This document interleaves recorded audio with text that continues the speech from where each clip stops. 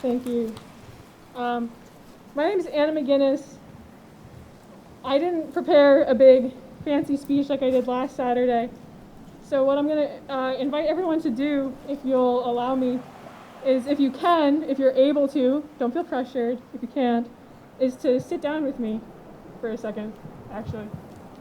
Because I'm coming to you today, not as Anna McGuiness, maybe like the activist that you see in the Ledger transcript, but as Anna McGuiness, your neighbor, and a human being who has really been failed by this community at times, and who loves this community, but is looking for something from you. I went to Great Brook Middle School, and I was queer, bisexual. I am queer, bisexual. I am mentally ill. I was a lot more mentally ill then. At Great Brook Middle School in Antrim, there are no mental health services at all to be spoken of. Pretty much, as far as I've heard, the same is true at SMS. I went to ConVal. I know the same is true there. I promise this will make sense as to how this is all connected to the rally that you're at right now. I'll wrap it all back around for you in a neat little bow. And I almost killed myself in 7th grade because of how bad the services are at your schools, in your school district. And the only reason I am still alive today is not because I got help against all odds, but because I am stubborn, and above all else, I am lucky. And this is terrifying to talk about in front of all of you, but this is true. And so as a queer, mentally ill woman, I can only imagine how terrifying it would have been to have gone through those same schools had I been poorer, had I been a person of color, had I been in any way less fortunate than I was. And already as a generally privileged person, I couldn't afford what little mental health care we have in our area, considering we actually only have one psychiatrist that serves every teen person in our entire region, if you didn't know that. It is bad in this region. It is desperate. It is embarrassing how little we spend on public health. And public health is a public safety issue. They are intertwined. They are the same thing. People who are desperate, who are not healthy, who do not have the resources that they need, they do things that they wouldn't do otherwise. They hurt people because they don't know what else to do. Crime is not random.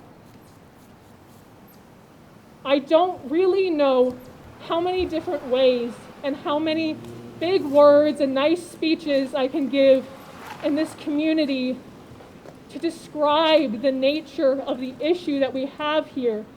And really, I think if you look closely enough at your own lives, you already know what it is. You already experience it with your own insurance, with your own health care. When you go to the doctor, you already know what it is. And all you have to do is imagine what it would be like if you were just that much worse off. And it all goes back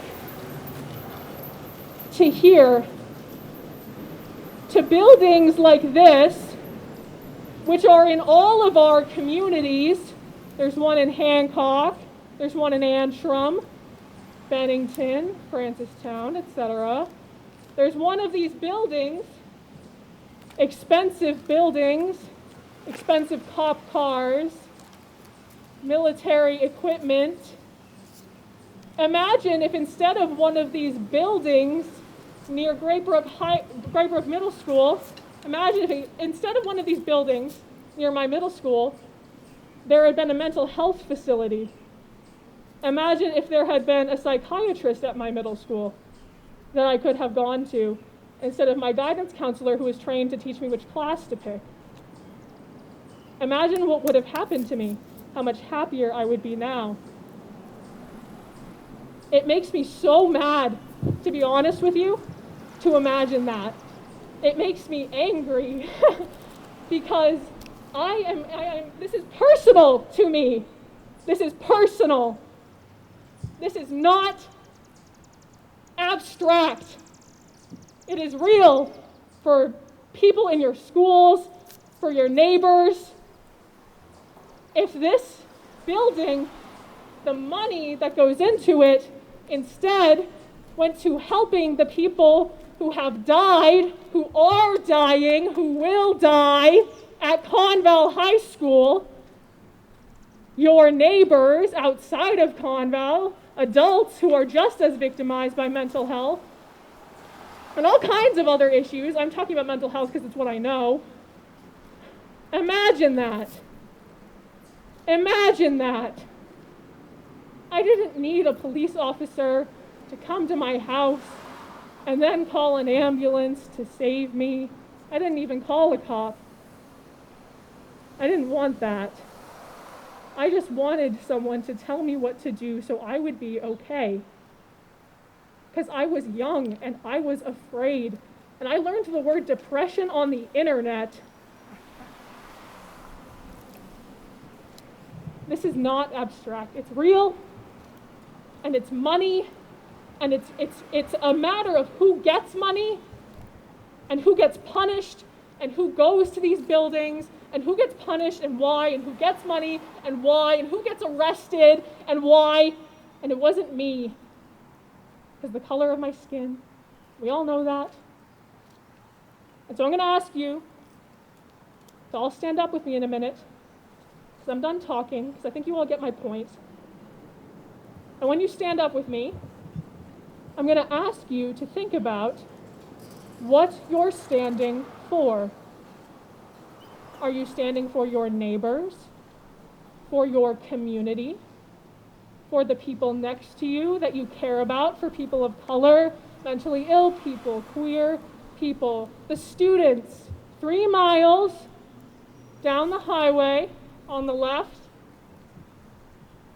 who need you now, who are desperate, who cannot wait any longer for your help?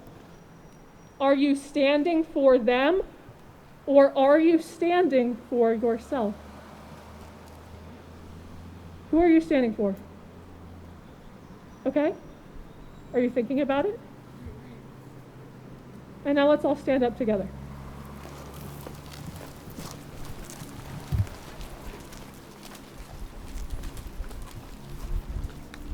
Thank you.